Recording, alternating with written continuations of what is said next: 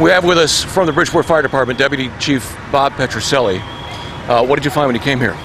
Well, I responded as the deputy chief on call. I responded from my home, and I got here about 15 minutes into the fire. And when I arrived, we had heavy smoke showing from both the second and third floors of this 2.5-story wood frame. And at that time, when I got on scene, we did have firefighting crews both going up the interior stairs and backed up by another company with other hose lines. And at that point, we received a mayday call from a company in the third floor rear. We sent our rapid intervention team up the back, and they found 2 firefighters unconscious on the floor of the third floor.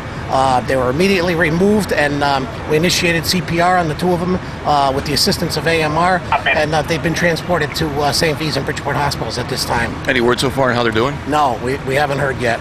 It's been a rough day out there for the guys putting the fire out. I mean, 100-degree temperatures. And in these temperature extremes, it's very, very punishing on the guys. We've called a number of extra companies for relief, and we're basically just rotating the guys out and giving them a break, getting their hot turnout gear off, and getting them hydrated, and letting them take a break while the relief crews are taking their place. What other trouble have you had besides the 2 gentlemen you found, the 2 firemen upstairs? Probably a lot of heat stress. Yeah, a lot of the firefighters are suffering from heat exhaustion, and like I said, we're cooling them down. We're having them drink as much water as they can. Any idea on what caused the fire? No, at this time the fire is undetermined, and it's under investigation. We called in a fire investigator, and he's on the scene here. More than likely it started somewhere on the 2nd floor, and then it extended to the 3rd. You know, I have 4 boys.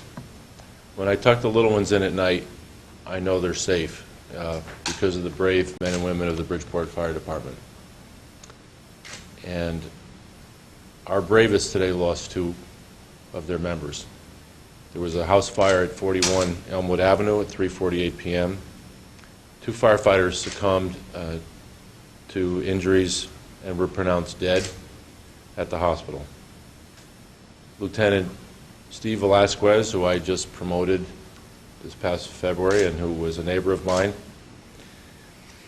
and Michael Baik, who had only 2 years on the force. They perished. The last time we lost a firefighter was in 1999 when Walter Flint's perished on Fairfield Avenue. These 2 firefighters were the furthest in. They were not on a hose. They were on a. They were more in the search, rescue, and ventilate. Open doors, open windows, open the roof. And the other firefighters, we believe, heard 2 maydays. And when they responded, they found the 2 officers who were overcome by whatever it was that overcame them. And the matter is going to be investigated by the state fire marshal. They're on the scene. They've quarantined the area, the firefighters' equipment, and the like. The firefighters, you know, are highly trained in resuscitation and CPR. They began working on their 2 brothers immediately, and were not able to, according to their accounts, revive them. They did then transport the firefighters to the hospital. It was not easy. You know, Mitch has a young daughter, and Steve has an infant.